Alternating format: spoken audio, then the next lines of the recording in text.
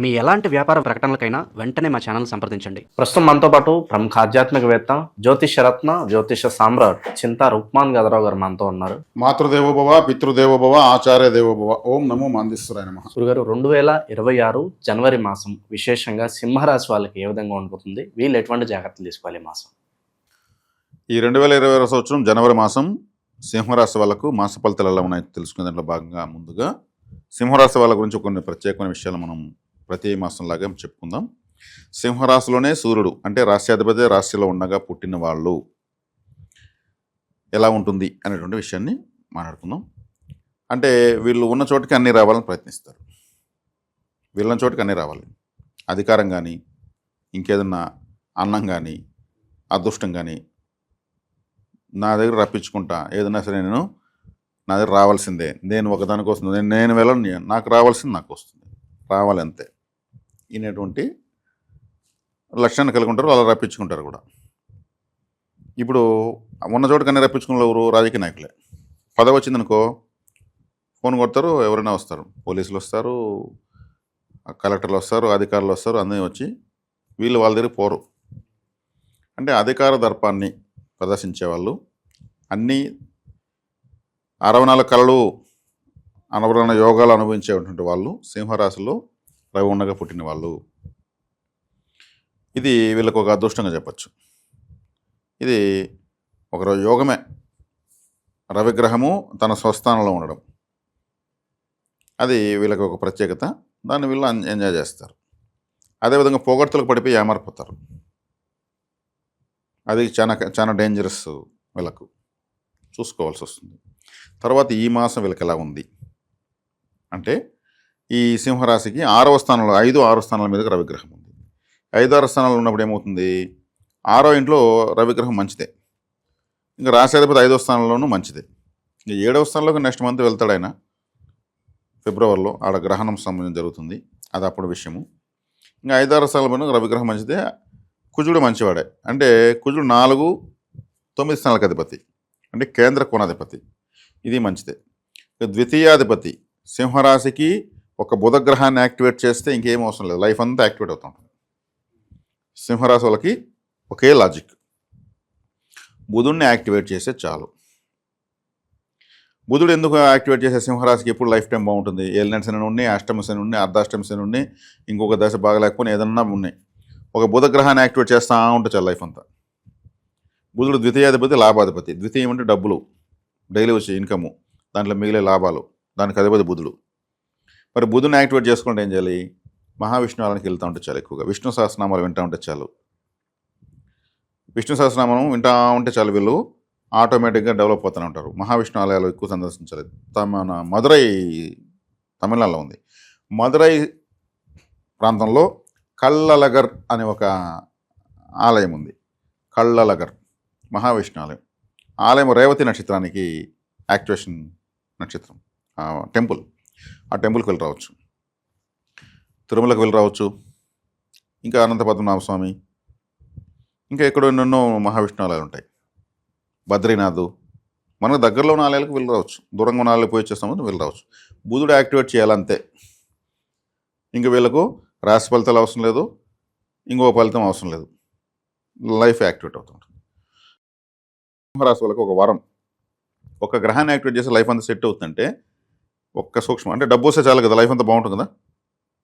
ఆ డబ్బు రప్పించే పాయింట్ మహావిష్ణు ఆలయం, బుధగ్రహ యాక్టివేషన్. ఆ బుధుడు కూడా ఉన్నాడు ఇప్పుడు, శుక్రుడు కూడా ఉన్నాడు, కుజుడు కూడా ఉన్నాడు. అంటే ప్రభుత్వ గ్రహం ఇది. ప్రభుత్వ గ్రహంతో మిగతా అధికారులంతా కూడా జరుగుతున్నారు ఇప్పుడు 5వ స్థానంలో 6వ స్థానంలో. కాబట్టి సింహరాశి వాళ్ళకి బాగున్నట్టే. అష్టములో శని ఉన్నాడు, అష్టమ శని ఉన్నాడు. దానికేం బెంబెలెత్తిపోవాల్సిన అవసరం ఏం లేదు. అష్టమ శని ఏం చేసేసేది ఏం లేదు.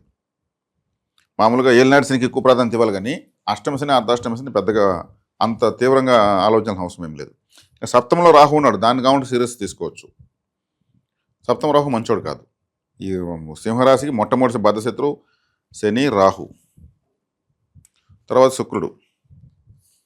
కాబట్టి ఇక్కడ రవిగ్రహం 5-6 స్థానాల్లో ఉండడం మంచిదే. కూడా బుధ శుక్రుడు కుజుడు ఉండడం మంచిదే, ఇబ్బంది ఏం లేదు. ప్రస్తుతానికి గ్రహస్థితి సాఫీగా సాగిపోతూ ఉంది. వీళ్ళు అష్టమ శనికి మాత్రము కాలభైరవ ఆరాధన చేసుకుంటే మంచిది. శివాలయానికి ఎక్కువ వెళ్ళి రావాలి. శివాలయానికి ఎందుకంటే ఈ రాశాధిపతి రవిగ్రహానికి శక్తినిచ్చేటువంటి దేవత పరమేశ్వరుడు. శివ అధిష్టాన దేవత శివుడు రవిగ్రహానికి. చాలామందికి ఆ విషయం తెలీదు. సాక్షాత్తు వెంకటేశ్వర స్వామి హృదయంలో శివలింగాన్ని పెట్టుకున్నాడు. ఆ బొమ్మలో కనిపిస్తుంది. అనంత పద్మనాభ స్వామి కింద శివుని పూజిస్తూ ఉంటాడు.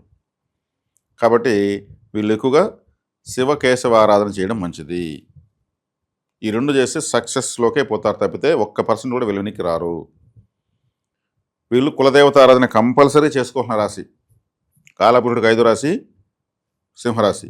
5వ స్థానం అంటే కులదేవత, 5వ స్థానం అంటే సంతానము, 5వ స్థానం అంటే ప్రేమ అదృష్టము, అవన్నిటికీ సూచిస్తుంది. కాబట్టి కులదేవత ఆరాధన మొట్టమొదటి సింపుల్గా వెరీ స్ట్రాంగ్గా చేసుకోవాలి. ఇది వీళ్ళని ఎటువంటి వ్యతిరేక గ్రహ పరిస్థితిని కాపాడుతుంది. ప్రస్తుతానికి వీళ్ళకు రాహుగ్రహానికి పరిహారం చేసుకోవాలి. రాహుగ్రహ పరిహారం చేసుకుంటే గరుడ ఆరాధన చేయాలి. గరుక్మంతుని ఆరాధన చేస్తే రాహువు నియంత్రించబడతాడు, సర్పగ్రహం కాబట్టి. ఇక బుధుడికి నేను చెప్పినట్టు మహావిష్ణు ఆలయాలు సందర్శించవచ్చు. రాశాధిపతి యాక్టివేట్ కావాలంటే శివుని ఆరాధించవచ్చు.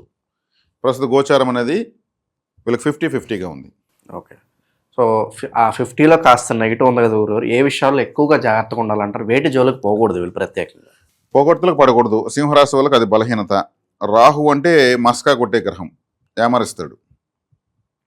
ఏమార్చడంలో ఆయన మించిన వాళ్ళు లేరు. వీళ్ళు పొగిడితే పడిపోతారు. కాబట్టి పొగడ్తలు పడకుండా ఉంటే, పొగుడుతున్నారంటే ఏదో ఆశించే మనం పొగుడుతున్నారని వీళ్ళు ఆలోచించుకోవాలి. వీళ్ళు పొగిడించుకోవడం కూడా ఒక్కోసారి ఇష్టం.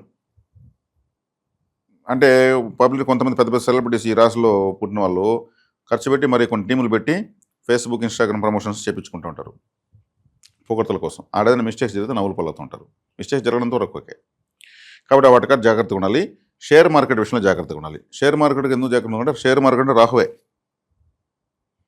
షేర్ మార్కెట్ అన్నా, బెట్టింగ్ అన్నా, గుర్ర పందాలన్నా ప్రపంచంలో ఆల్ మాఫియాస్ రాహువే. మాఫియా లీడర్ నేరుగా చూస్తున్నాడు కాబట్టి మస్కా కొట్టిచ్చేస్తాడు.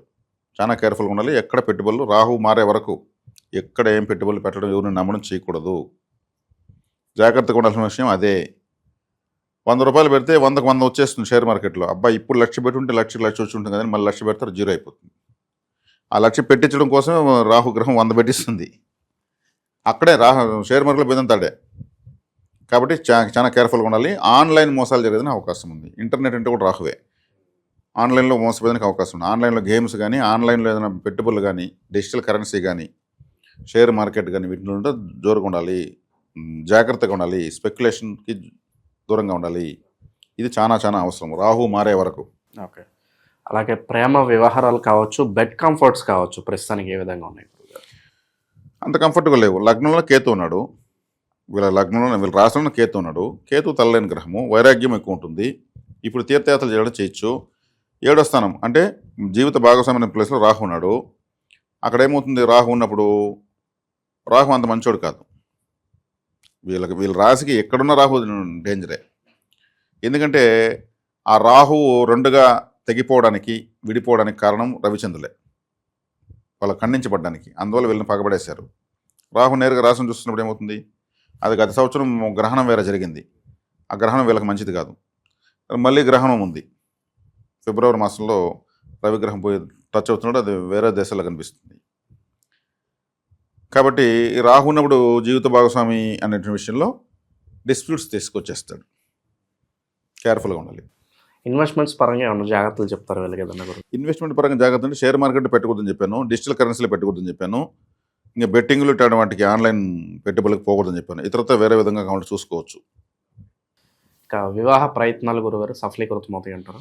వివాహ ప్రయత్నాలు సఫలీకృతం అవుతుంటే వ్యక్తిగత జాతకంలో ఏదైనా గొప్ప గ్రహస్థితి ఉన్నప్పుడు వర్కౌట్ అవుతుంది. కానీ సప్తమ స్థానంలో రాహు ఉన్నప్పుడు అంత కంఫర్ట్గా ఏం కాదు.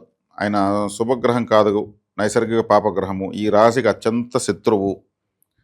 కాబట్టి ఆల్రెడీ పెళ్లి చేసుకున్న వాళ్ళ జీవితాల్లో కూడా కొన్ని డిస్టర్బెన్సెస్ వస్తాయి. రాహు అంటే అనుమానం, అనుమానంగా చూసే చూపులు, అనుమానంగా చూసే ఆలోచనలు, ప్రవర్తనలు, ఇల్లీగల్ కాంటాక్ట్స్, అట్లాంటి వేదన ఉన్న వాళ్ళకైతే ఇప్పుడు తలకాయ నొప్పులు వస్తాయి. 50-50గా ఉందనుకున్నాము. కాస్త మరి అనుకూలంగా ఉండాలంటే ఎటువంటి పరిహారాలు, దైవారాధనలు ఇంకా విశేషంగా బాగుంటాయి అంటారు వీళ్ళకి? పరిహరాల దైవారాధన అంటే వీళ్ళకు కులదేవత అనేటువంటి పాయింట్లో మనం చెప్పుకొని వచ్చాం. కులదేవత అంటే 5వ రాశి, మేషం నుంచి 5వ రాశి, 5వ స్థానమే కులదేవత. ఎవరికైనా వాళ్ళ రాశి నుంచి 5వ స్థానము కులదేవతను సూచిస్తుంది. ఇది డైరెక్ట్గా కాలపుటికి 5వ స్థానం అయింది కాబట్టి కులదేవత ఆరాధన వీళ్ళు విశేషంగా చేసుకోవాలి. దశ బాగున్నా చేసుకోవాలి, దశ బాగాలేకపోయినా చేసుకోవాలి, జాతకం ఉన్నా చేసుకోవాలి, జాతకం లేకపోయినా చేసుకోవాలి. కాబట్టి మనము కులదేవత ఆరాధనకు వీళ్ళకు శంగాలి అనేటువంటి ఈ కర్రలు మనం సపోర్ట్ చేస్తున్నాము. ఈ శంగాలి కర్రలు 3 సైజుల్లో ఉంటాయి. ఇది తెప్పించుకుని పెట్టుకుని చాలు. ఇదేం సంవత్సరం కొనే పని లేదు. ఒకసారి తీసేస్తే తరతరాలకు ఉండిపోతుంది. కులదేవత తెలియని వాళ్ళు, అది కూడా తెలిసిన వాళ్ళైతే పర్లేదు, వాళ్ళకి అవసరం లేదు. తెలియని వాళ్ళే ఎక్కువ ఉన్నారు కాబట్టి ఒక సొల్యూషన్ తీసుకొచ్చాము. ఈ కులదేవత దీన్ని చేసుకోవచ్చు. అదేవిధంగా 7వ స్థానంలో రాహుగ్రహం ఉంది, జన్మస్థానంలో కేతు ఉన్నాడు. సర్పగ్రహాలతో రాశి ప్రభావితం కావించబడుతుంది. కాబట్టి అభయహస్త కరుంగలి గరుడ విగ్రహం ఇది, ప్రాణపశి చేసిన విగ్రహం ఇది. గరుకుమంతుల వారు సర్పదోషాన్ని శాశ్వతంగా నిర్మూలిస్తాడు.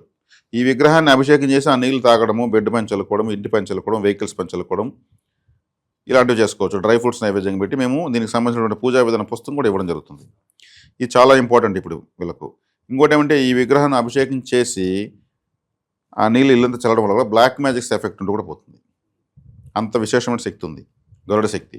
కాబట్టి ఇది చాలా సింహరాశి వాళ్ళకు తీసుకోవచ్చు.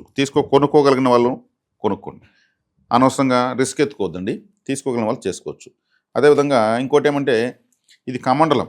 ఇది సింహరాశి వాళ్ళకని కాదు, అన్ని రాశుల వాళ్ళకు, సాధన చేసే వాళ్ళకు కరుంగలి వుడ్లో కమండలం ఇలా పెట్టి తపస్సు చేసుకోవాల్సిన వాళ్ళకు, ఇటువైపు ఇలా పెట్టి చేసుకోవాల్సిన వాళ్ళకు ఆసక్తి ఉన్న ఈ కరుంగలి కమండలాన్ని తీసుకోవచ్చు. ఇది కూడా మనమే మొట్టమొదటిసారిగా కరుంగలి వుడ్లో అందిస్తున్నాం. కాబట్టి ఇది కూడా కులదేవత శక్తిని అందిస్తుంది. కాళీ శక్తి చాలా రక్షణగా ఉంటుంది. ఎందుకంటే తపస్సు చేస్తున్నప్పుడు జర్రులు రావచ్చు, చిన్న తేలు రావచ్చు, పాములు రావచ్చు.